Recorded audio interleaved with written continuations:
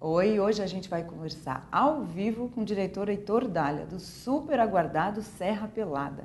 O filme estreia hoje com 300 cópias, com certeza vai ter alguma perto de você.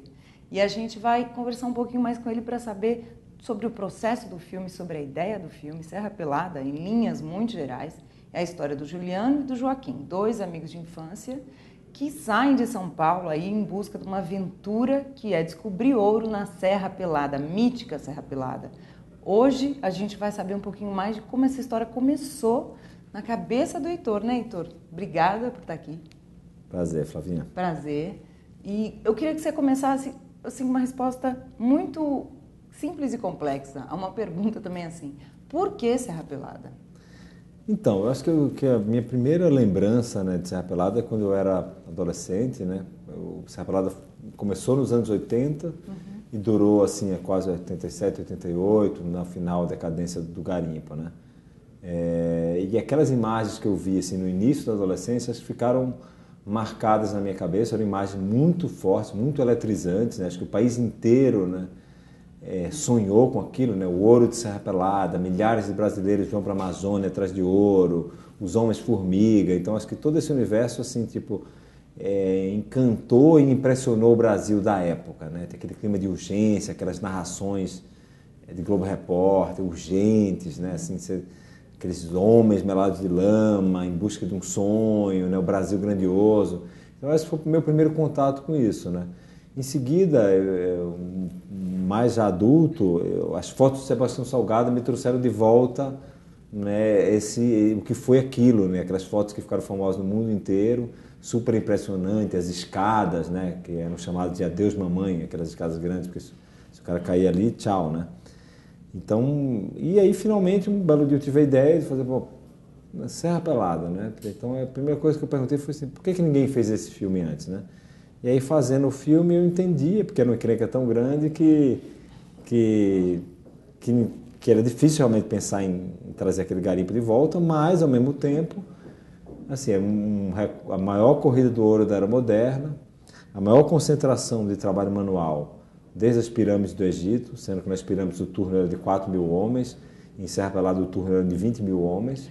Então, aquelas imagens bíblicas, porque aquilo se assemelha mais a essa coisa mesmo das pirâmides, a coisa bíblica, um evento de grande dimensão, no meio da floresta amazônica, assim, numa transição de regime, né, porque foi o último governo militar, né, indo para a democracia, então ali, de alguma maneira, é onde o regime militar sangra, né, e é quase uma perda de controle mesmo, assim, sabe, aquele caos ali, aquele garimpo surreal, né, que foi Serra Pelada. Então, acho que todas essas coisas me levaram a querer fazer esse filme, né, acho que é uma história que tinha que ser levada às telas, é um evento muito importante da história do Brasil e que as novas gerações já nem conhecem, assim, tipo, a minha geração assim, tem isso na cabeça, alguém que tem hoje 15 anos nunca ouviu falar, entendeu?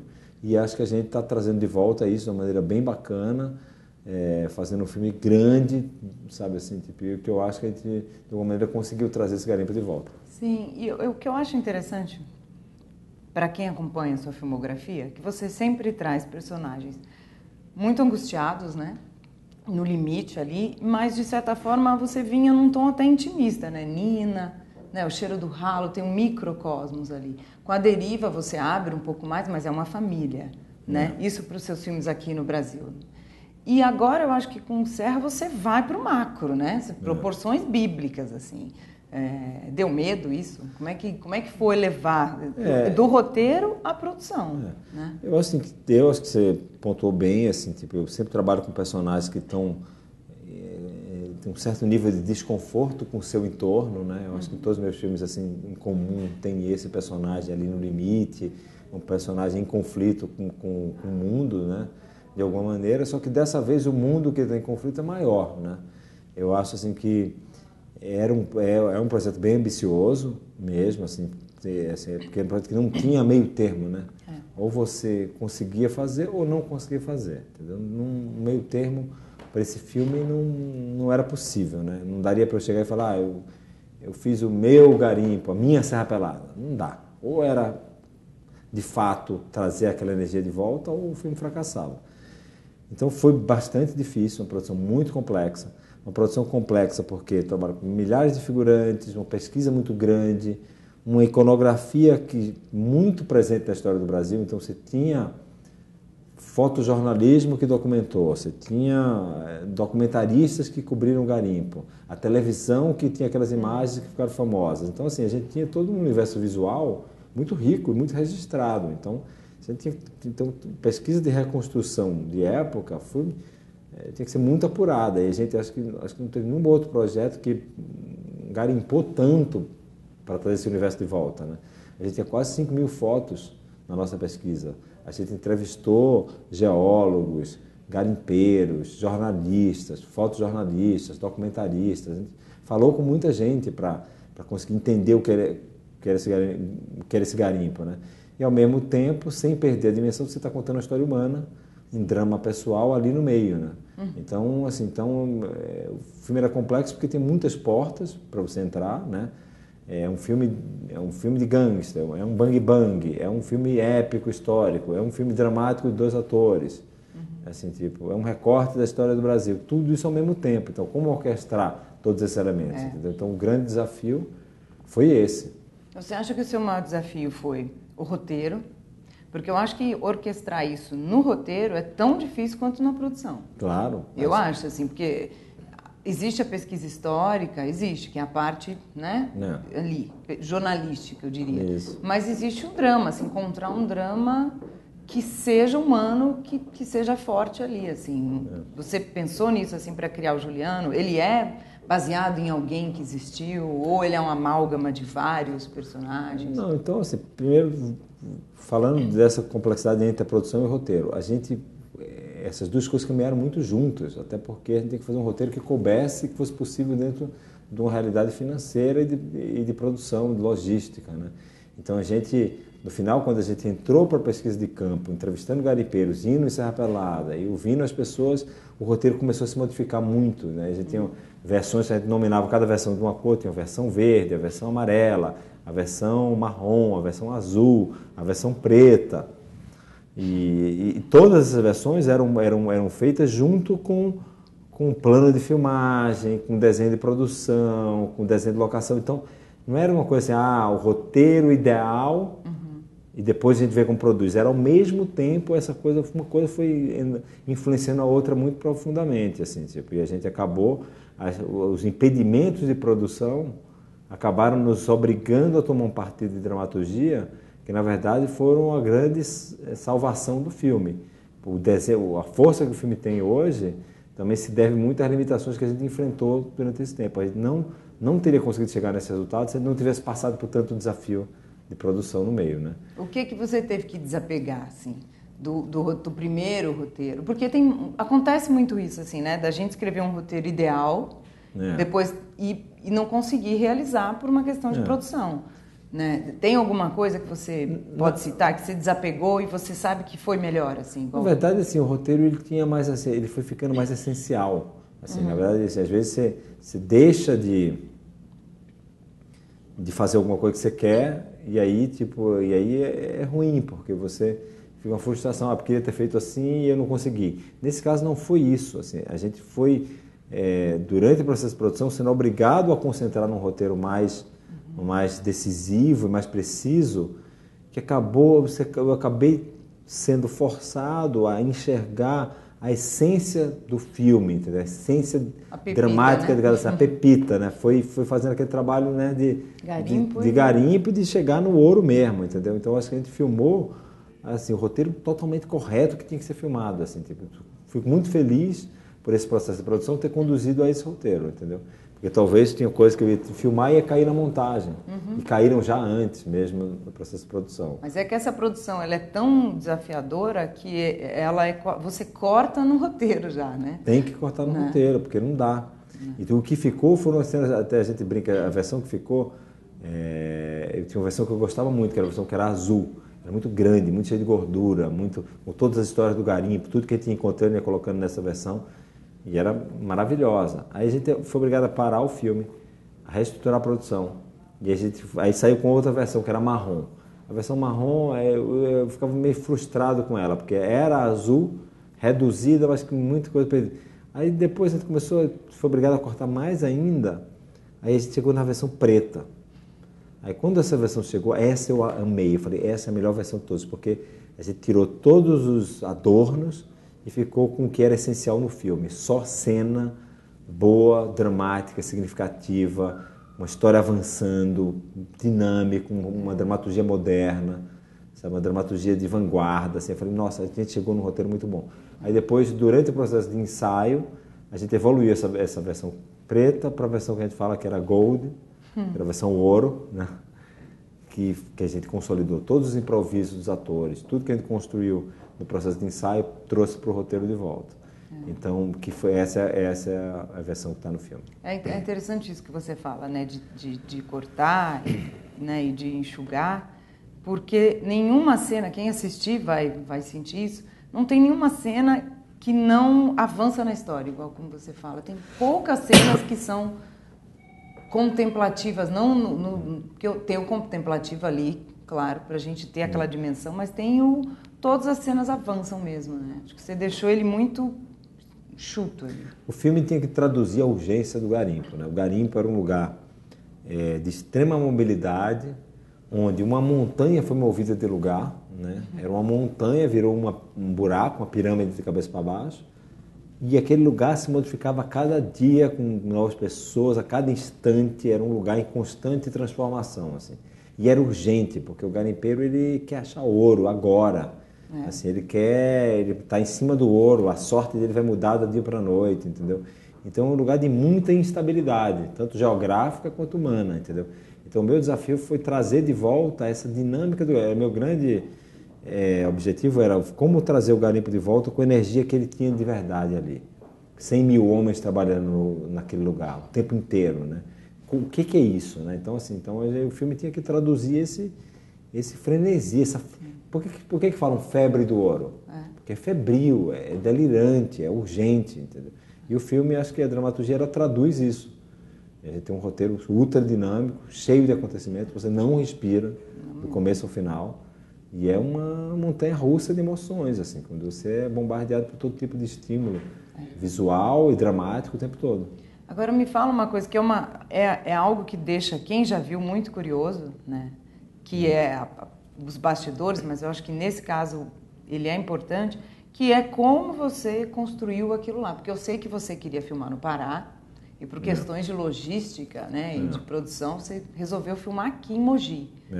E como é que foi, assim? Você achou uma montanha, um monte de mineração em Mogi, um monte de terra, levou esse povo lá? Os figurantes de onde vieram? O trabalho da assistente de direção, eu tenho que falar aqui, Tifel, e a sua equipe foram impecáveis. Me fala um pouquinho, assim, desse... Assim, era uma produção muito complexa. Primeiro a gente tentou filmar no Pará, mas se provou inviável por algumas questões. A gente não achou lá uma cava. A gente, quando ia filmar na região de Serra Pelada, é uma região de logística muito complexa, não tinha hospedagem para a equipe. 3 horas de deslocamento do local mais próximo onde podia hospedar uma equipe. É muito caro tudo, porque é uma região de mineração. Assim, então, as coisas são caríssimas. Todos os filmes que foram filmar naquela região ali acabaram sofrendo um pouco, grandes produções, desde o Babenco, na época do Brincano nos Campos do Senhor, até Xingu, que filmou na região próxima ali. Sempre a produção ela passa por dificuldades porque são questões de logística complexo, é difícil você levar uma equipe inteira de cinema, várias pessoas, para uma região que não tem tanta estrutura, que não tem tanto equipamento. E grande a equipe, né? Grande, são filmes grandes, então assim, tipo, é difícil. Então a gente desenhou o filme, pedaço do filme é rodado no Pará ainda, e pedaço aqui, aí a gente achou, e tanto a vila lá também, a gente tinha que reconstruir, porque passou 30 anos, né? Então estava descaracterizado, a gente tinha que ter que trazer aquele garimpo de volta, então, remodelar, a gente queria partir do zero e criar, a partir da nossa iconografia, uma nova vila, um novo acampamento, uma nova cava. Até porque a cava de hoje lá em Serra Pelada é um lago hoje em dia. E o lugar que a gente tentou filmar no Pará, a gente não conseguiu autorização. Era muito difícil achar uma mineradora que topasse deixar a gente filmar dentro, por questões de segurança, por questões de imagem, Assim, então, de funcionamento também. De funcionamento também do trabalho. Até quando era desativada a cava, a gente não conseguia. Foi muita... E aí a gente teve que usar o recurso do cinema, que é trabalho, estudo, desenho de produção, production design, para trazer de volta aquela cava. Isso do ponto de vista de arte, né? A gente reconstruiu a cava, né, num estúdio de quase 2.000 metros quadrados, a céu aberto, era uma mina. E a gente construiu as sacarias, as bateias, água, terraplanagem, escadas de toneladas sendo transportadas por guindaste, equipe de, sabe, muita gente trabalhando, muitos cenógrafos trabalhando o tempo todo. Ao mesmo tempo tinha uma outra turma construindo uma cidade cenográfica, que era a Vila Serra Pelada, uma outra turma construindo um acampamento. Então era muita gente para fazer isso, né?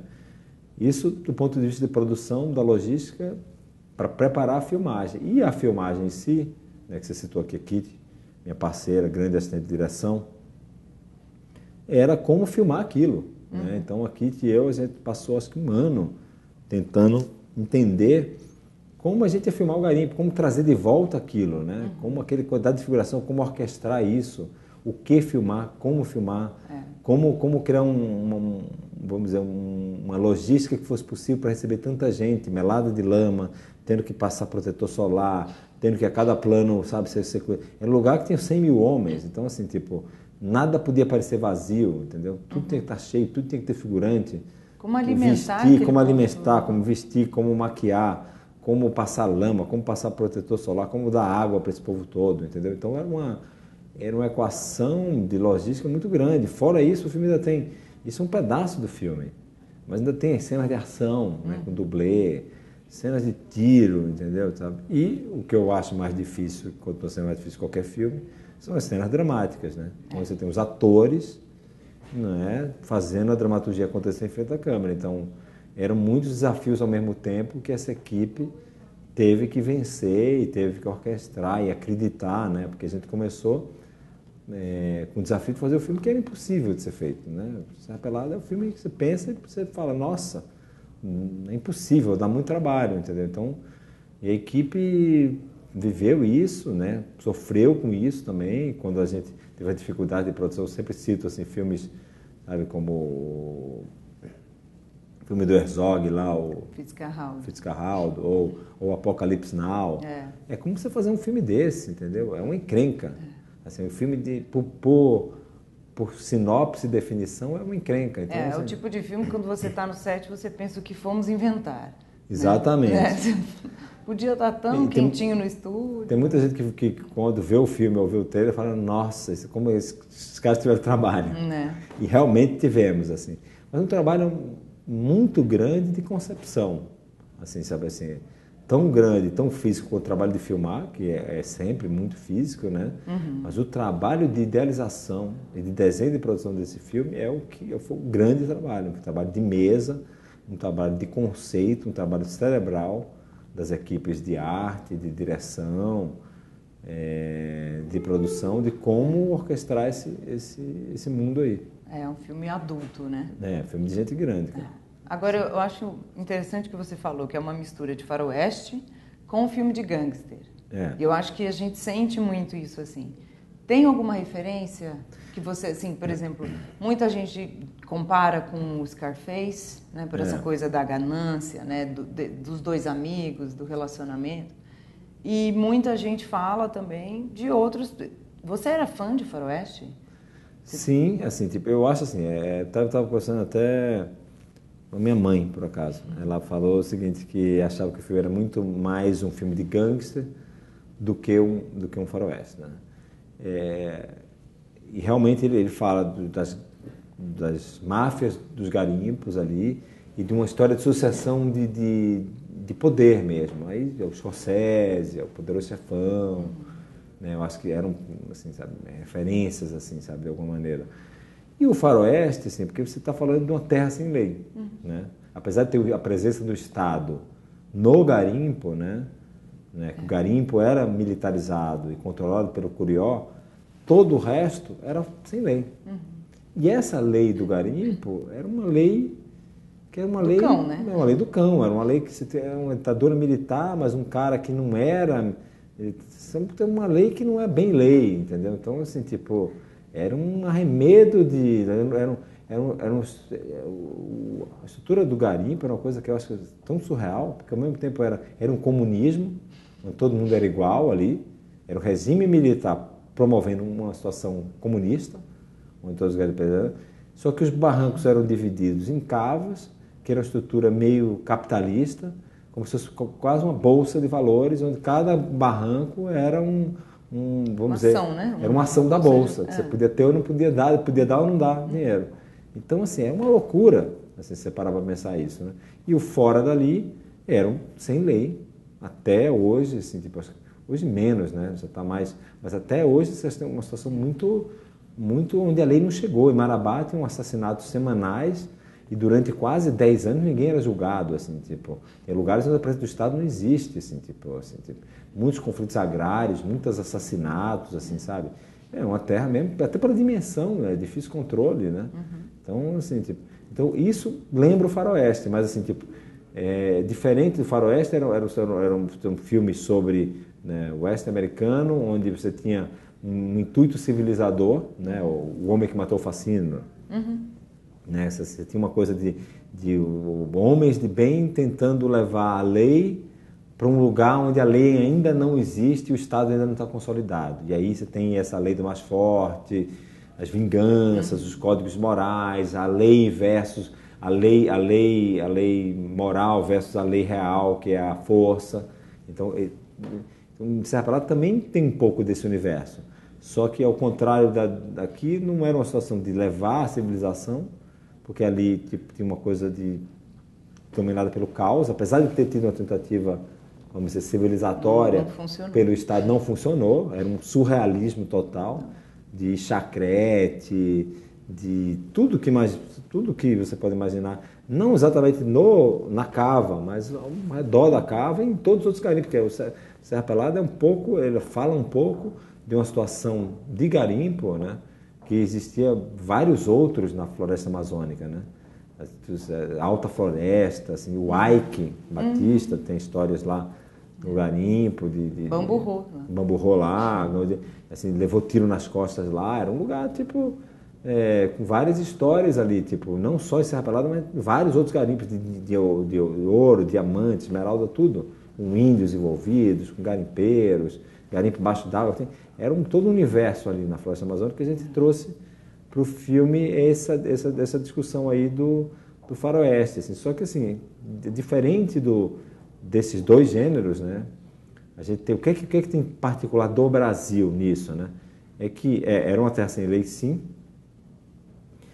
era amazônico, então um lugar quente, suado, com aquela música brega maravilhosa, as guitarradas, os forróis, os carimbós, os bregas mesmo, então um universo muito brasileiro, muito colorido, um Brasil muito profundo, muito popular, né? Então, assim, tipo, eu sempre falo isso, assim, que o apelo que o Serra Pelada tem na audiência, e a gente já entendeu que o filme tem um super apelo, a distribuidora fez 3 sessões de público sem a nossa presença, e, assim, as pessoas uma das sessões, o filme acabou sendo aplaudido de pé. E a ressonância que eu entendo, essa reação que a gente está sentindo que tem no público, as pessoas muito impressionadas com o filme brasileiro desse tamanho, uma produção tão ambiciosa e tão bem acabada, e que tem uma dramaturgia também, sabe, que se entrega aquilo que se propõe, entendeu? Então, por isso está esse entusiasmo das pessoas com o filme, mas eu acho que se deve também ao universo que o filme aborda. É uma cinematografia sofisticada, mas o filme mais popular. Trata de um universo muito popular. Ele trata de puta, de garimpo, de bang-bang, de miséria, de um evento histórico brasileiro importante, entendeu? Sabe?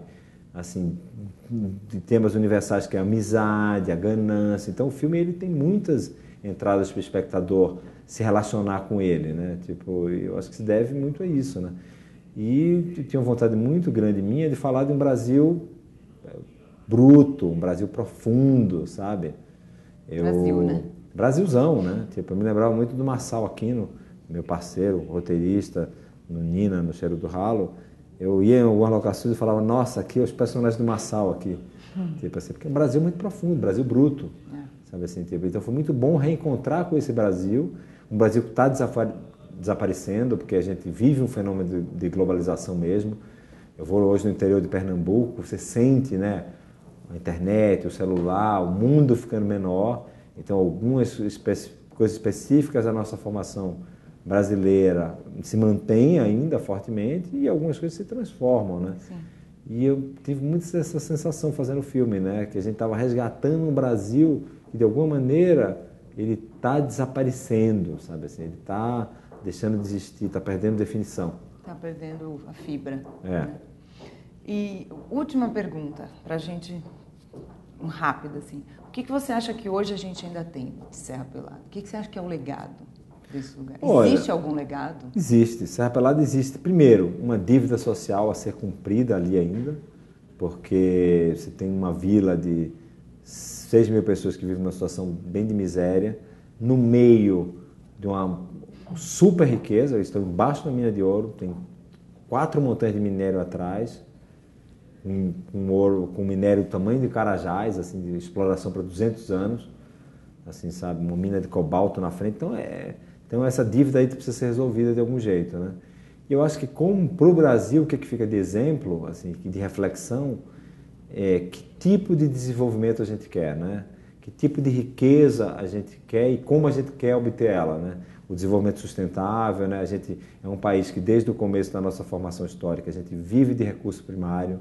A gente já teve ciclos do ouro, né? Algumas vezes em Minas e depois ainda hoje, né? Tipo, tanto a mineração como o petróleo, né? Que está agora essa discussão agora nessa semana do pré-sal, entendeu? Então assim, tipo, ok, nós temos uma riqueza muito grande como país. Essa riqueza vai servir para esse país se desenvolver de fato? Ou ela vai se perder? Ou a que preço ecológico? Porque Serra Pelada foi um desastre ambiental também, né? Uma mata acabou, uma montanha foi destruída, toda uma região de floresta amazônica foi destruída, assim, por conta daquilo, não só por aquilo, mas por causa do gado, por causa de outro tipo de mineração. Então, assim, tipo, então fica essa reflexão, assim, sabe, assim, nosso desejo de se tornar um país grande, a nossa ambição, né, de ser uma nação, né, rica e de alguma maneira que essa riqueza possa ser, né, usufruída pelas pessoas, mas assim, é uma reflexão de como que a gente vai fazer isso. Porque ali é um exemplo, de alguma maneira, de como não fazer. Muito bem.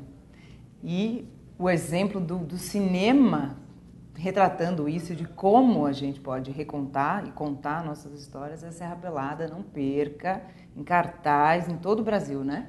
Todo o Brasil, 325 salas. 300 é uma delícia ver um filme brasileiro chegar assim. Que a gente tenha mais, cada vez mais. Obrigada, Heitor. Obrigado. Obrigada Prazer, Flavinha. Obrigada pelo filme. Obrigado.